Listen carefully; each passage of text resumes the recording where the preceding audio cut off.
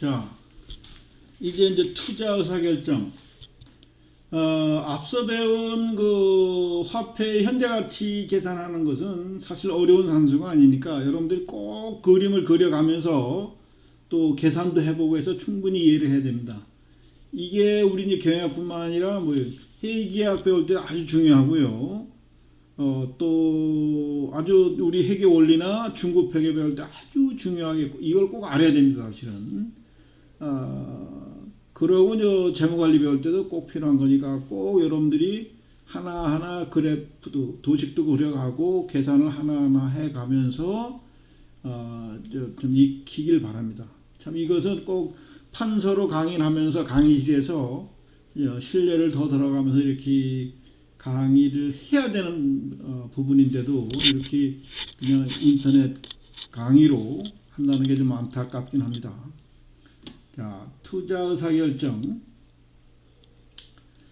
자, 투자 의사결정의 이제 분류에서 기업의 자금을 이제 지출하는 거, 투자라는 일종의 돈을 쓰는 거죠, 그죠? 돈을 쓰는데 잘 살펴보니까 크게 보면 두 가지 종류다 이런 얘기예요. 하나는 경상적 지출. 이 경상적이라는 것은 소위 일상적이다 이런 얘기예요. 즉 반복적이고 늘상 있는 일상적인 지출, 원자재를 구입한다거나 또 회사에서 여러 가지 소모품, 뭐 식비 들어가고 이런 것들, 인건비, 월급도 주고 이런 것들이 항상 늘상 일어나는 일이기 때문에 경상적 지출이라고요. 그 다음에 이제 자본적 지출. 요 자본적 지출은 요 경상적 지출은 다른 말로 돈을 버는데 수익 활동하는데 발생되는 비용들에 대해서 지출하는 거예요. 그래서 우리가 보통 이것을 수익적 지출 이렇게 이야기도 합니다. 자본적 지출은 이게 일상적인 지출이 아니라 이 돈은 적어도 1년 이상, 2년, 때로는 뭐 5년, 10년 이 지출의 효과가 있는 이런 데 투자하는 것을 우리가 자본적 지출이에요. 대단히로서 일회성. 그러니까 1년에 한 번 또는 몇 년에 한 번 뭐 큰 투자 뭐 땅을 산다거나 건물을 짓는다거나 그죠? 뭐 이럴 때 이런 지출을 우리가 자본 지출이라고 자본 예산이라고 한다 하는 얘기예요. 예, 신규 사업 투자입니다. 야, 우리가 이제 뭐 철강에서 원재료를 구입하는 것은 철광석 구입하는 건 엄청난 큰 돈이긴 하지만은 철강 회사의 입장에서 봤을 땐 이건 그냥 일종의 원재료일 뿐이에요. 그 원재료를 사면은 그 원자로에서 녹여가지고 철강을 뽑아내서 그걸 팔죠. 그래서 계속 영업 순환주기라고 해요. 어려운 용어로 국내에서 회수하고 또 팔고 또 생산하고 팔고 원재료 구입해서 또 만들어서 팔고 하는 이런 데 들어가는 것을 우리가 뭐라고 경상적 지출이라고 한다 했습니다. 자, 그 다음에 이제 자본 예산, 이미 얘기한 자본. 이게 이제 우리가 자본지부의 자본을 얘기하는 것이 아니라 1년 이상 투자한다는 개념에서의 우리가 자본이라고 해요, 이거를. 자, 그래서 1년 이상 효과가 지속되는 자본적 지출에 대한 총괄적인 계획 수립하는 활동을 우리가 자본 예산이라고 하는데, 요 그림에서 보면은 405쪽에 그림이 있죠. 투자 목적을 설정하는 거야. 우리가 이제 공장을 짓는다거나, 그죠? 또 뭐 아니면 또 짓지 않으면 새로운 기계를 설비를 한다거나, 그죠? 또 부동산을 뭐 산다거나, 때로는 뭐 투자 목적으로 또는 투기 목적으로 주식을 산다거나, 뭐 이럴 수도 있습니다. 이런 것들이 이제 그 투자 대안들. 그래서 이 대안은 뭐 크게 보면은 우리 단순한 투기로 봤을 때 주식을 살까, 뭐 건물을 살까, 뭐 땅을 살까 이런 것도 투자 대안이고요. A 건물을 살까, B 건물을 살까, C 건물을 살까 이것도 투자 아니고요. A 사업에 투자할까, B 사업에 투자할까, C 사업에 투자할까 이게 투자 대안의 물색이에요. 그 다음에 현금 흐름을 추정한다. 이건 뭐냐면 지금 내가 얼마를 쓰는데 그 돈이 1년 후 아니면 몇 년 후에 얼마큼씩 현금이 들어올 것 같다. 꼭 수익을 얘기하는 게 아닙니다. 현금의 흐름. 현금의 흐름을 있는 게 지금 지출하는 것이 비용이고 계속 앞으로 들어오는 것이 수입이 되겠죠, 그죠? 그래서 이것을 수익 대 비용으로 보는 것이 아니라 현금이 나가서 나중에 얼마큼씩 들어오느냐 이것만 가지고 따지는 거예요. 자, 그래서 경제성 평가는 뭐예요? 현금의 유출보다 현금 흐름이 크면은 이건 투자 가치가 있다 보는 거예요. 즉 수익이 발생된다 이렇게 보는 것이고 반대면은 경제성이 없는 거죠. 그래서 최적 투자안 여러 가지 대안 중에서 이익이 가장 많이 나오는 것을 결정해서 시행한다. 그 다음에 이제 재평가를 통해서 이익이 얼마 났는지 과연 계획대로 그 현금 유입이 발생했는지 뭐 이런 것들을 평가하고 통제해서 또 보완해 가지고 또 새로운 투자를 하고 하는데 관여를 한다는 얘기죠. 자, 투자안의 분류, 분류에 앞서서 자 우리가 그 대안을 분석해서 쭉 우리가 평가해서 통제하는 부분까지 다 설명했죠. 이 얘기가 사실 더 중요합니다. 그러면 우리가 이제 저 중간쯤에 이제 투자안의 분류 배웠는데 투자안에는 이런 것들이 있다는 거예요.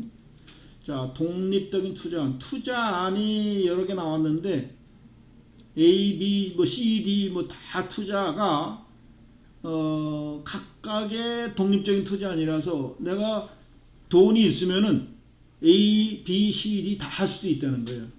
즉 A의 선택 여부는 투자한 B의 선택 여부와 관계없이 투자한다. 즉 음료회사가 광고업과 건설업에 진출을 하려고 할 때 내가 여기를 진출하기 때문에 여기를 진출 안 한다. 물론 자금의 제한이 있으면은 우선순위 있겠죠. 아, 올해는 광고업에 진출하고 몇 년에는 건설업에 진출해야지. 뭐 이럴 수는 있어요. 그 다음에 상호 배타적인 투자안. 이것은 하나의 투자안이 선택되면 다른 투자안은 당연히 기각되는 투자안입니다. 폐기되는 거죠. 자, 뭐 이 서울 평양간 고속도로를 건설함 있어서 A로선, B로선 이렇게 그림을 그려놨는데 A가 결정됐어요. 그럼 B, C는 없어지는 거죠, 그죠? 뭐 이런 경우. 보완적 투자는 한 투자안이 결정되면은 부수적으로 다음 투자안이 선택되는 경우예요. 물론 뭐 안 될 수도 있지만 되면은 더 좋은 경우가 있죠. 즉 노래방에서 반주기에 녹음기가 필요하고 또 녹화기가 필요한데 뭐 있으면 좋지만은 녹화기 없으면은 뭐 아닐 수도 있는 경우예요. 그 다음에 종속적 투자안이라고 하는 것은 A가 투자되면 반드시 B도 투자해야 된다는 거죠. 신규로 휴대전화 서비스에 가입하는 경우 이동통신 회사에도 가입해야 함으로써 하지만은 전화기도 사야 된다. 요거는 뭐 요새는 뭐 전화기도 뭐 다 무료로 주거나 하니까 여러분들한테 잘 납득이 안 되는 얘기지만 어쨌거나 이동통신 뭐 LG를 쓰는지 SK를 쓰는지 뭐 이런 결정해야 되죠, 그죠? 이런 경우를 얘기하는 겁니다. 소비자 입장에서 얘기를 하는 거예요.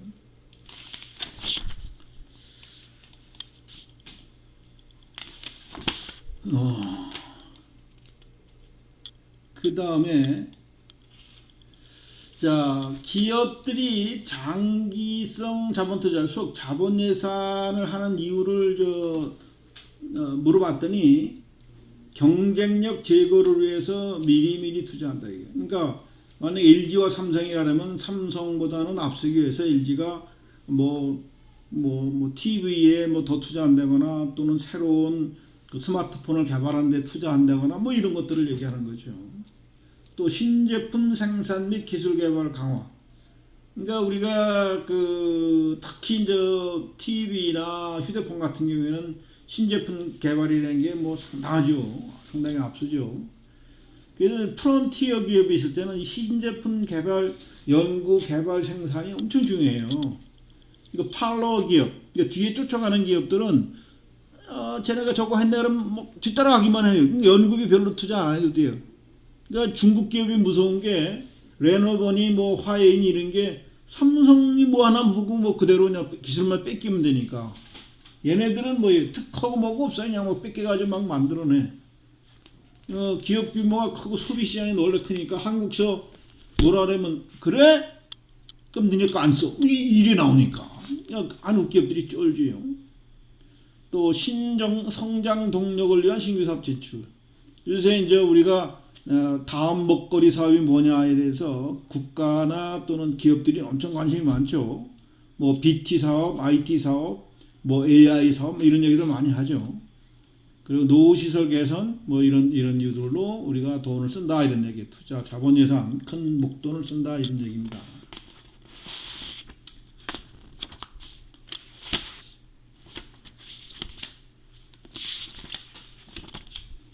자, 투자를 선택할 때 어떻게 한다? 어떤 게 더 좋은지 따질 때는 우리가 기본적으로 가장 많이 쓰는 방법이 뭐 여러 가지 방법이 있긴 있는데 순현가법. 이 순현가법은 NPV라 그래요. NPV. Net Present Value. Net. 이게 무슨 의미예요? 그러니까 현금 유입의 현재 가치. 돈이 들어오는 거예요. 그죠? 수익이 발생되는 거. 돈이 들어오는 곳에 현재 가치로 따져봐. 그래가지고 내가 지금 내가 지금 얼마를 투자해서 앞으로 돈 들어올 돈이 얼마야. 근데 기간 차이가 있으니까 그냥 목돈 가지고 명목 가치로 비교하면 안 되죠. 그죠? 어떻게 해야 돼요? 명목 가치로 비교하면 안 되고 현재 가치로 계산해서 따지는 거예요. 현재 가치로. 유출의 현재 가치는 뭐 지금 올해 딱 한 번에 넣는 게 아니라 올해 투자하고 또 내년에도 투자하고 또 3년 후에도 투자하고 뭐 이럴 수도 있죠. 그죠? 수익은 3년 후부터 앞으로 10년 동안 발생된다. 그럼 10년 동안 발생돼서 돈이 들어올 거로 생각되는 유입. 이것도 사실 예측이긴 한데 정확하게 예측하는 기술이 참 또 중요하긴 해요. 정확하게 예측하기는 쉽지가 사실은 않습니다. 어쨌거나 자, 현가법이라는 것은 투자로 인하여 기대되는 미래 현금 유입의 현재 가치에서 현금 유출의 현재 가치를 차감한 순현재 가치. 이것을 Net Present Value, NPV라는 용어를 많이 씁니다. 이게 여러분들은 회계학에서도 이 말 많이 들어본 거예요. 또 현재 가치 할인 차금이라는 계정도 있습니다. 이 현재 가치 할인 차금 또 사채 계정이나 그 부채 또는 투자 자산을 배울 때 이 개념을 모르면은 사실 정확한 분계를 할 수가 없습니다. 미래 현금 흐름을 현재 가치로 환산하기 위해서는 할인율이 필요한데 할인율이란 자본 조달할 때 소요되는 자본 비용을 얘기한다.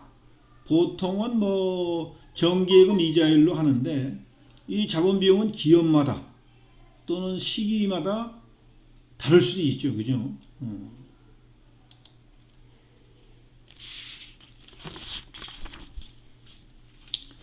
자, 그 다음에 이제 단기성 자본 투자와 장기성 자본 투자. 이 자본 투자라는 것은 뭐 근본적으로는 단기성은 없죠. 그러나 아주 몇 달 또는 뭐 1년 정도 여유 자금이 있어서 이것을 어떻게 유지 관리하는 것이 회사한테 이익이 되는가 이런 차원에서 생각하는 거예요. 운전 자본, 워킹 캐피탈은 보통은 1년 이에 현금화돼 쓰여질 돈들을 얘기하는 거예요. 여러분들 회계학에서 유동자산 배웠죠, 그죠? 유동자산의 특징이 뭐예요? 1년 이에 그 쓰여질 필요성이 있는 자산의 종류들을 우리가 유동자산 그러는 거예요. 현금, 또 그죠? 현금성 자산 또는 그 매출 채권, 뭐 재고자산 이런 걸 얘기하는 거죠. 이런 것들은 영업 활동과 관련돼서 돈이 돌아가는 과정에서 생기는 것이죠. 매출에서 예상이 생기기도 하고 그죠. 운전 자본의 특징은 수익성과 유동성이 상호 배타적이다. 이건 뭐냐면은 자 이걸 레버리지라는데 이걸 벌써 유동성이 커진다는 것은 회사 내 이런 돈들을 많이 갖고 있다는 얘기예요.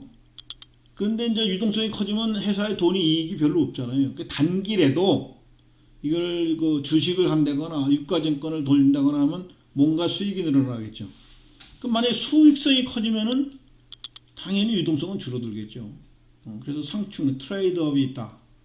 근데 이제 수익성을 너무 노리고 돈을 막 투자했다. 금세 돈이 필요한데 돈을 어디서 조달 못하면 회사가 갑자기 자금 흐름이 병목 현상이 생겨가지고 심장마비로 죽듯이 갑자기 회사는 잘 되고 있는데 부도나는 경우도 있습니다. 이게 이제 심해지면 우리가 흑자도산이라 그래요. 돈은 이익을 내고 있는데 망하는 경우, 그리고 흑자도산 이런 경우까지도 생길 수 있습니다. 그 다음에 이제 다음에 매출채권 들어봤죠, 그죠? 현금 판매하지 않고 예상으로 판매하거나 또는 어음을 받고 판매하는 경우, 이런 경우를 매출채권이라 하죠. 그 매출채권은 회수기간이 3개월 이내로 되는 것이 좋아요. 그렇지 않을 때는 대손이 발생할 위험성이 크죠. 그죠? 그 현금 매출보다는 매출채권 예상으로 판매하는 경우는 단가를 그래서 조금 높이는 경우가 있습니다. 그 다음에 재고자산 관리. 이거는 우리가 재고자산이거나 판매할 목적을 갖고 있는 재고자산, 원재료, 그뿐만 아니라 원재료 이런 거 다 포함하는 거예요. 이것이 많이 확보하고 있으면 좋긴 하겠죠. 그러나 어떻게 되겠어요? 많이 확보했으면 이것처럼 보세요. 재고 관리 유지 비용이 많이 들어가는 거예요. 그죠? 땅을 확보를 해야 되죠. 이거 관리할 때 여기에 묶여 있는 돈들이 다 은행에 들어가면 예금인데, 그죠? 이 돈이 은행에서 돈 빌려다가 여기에 묶여 놓죠. 그러니까 최적 재고 관리 모델 이거 시스템도 다음 장쯤에 좀 배우긴 할 거예요. 아주 자세히는 안 배우고요.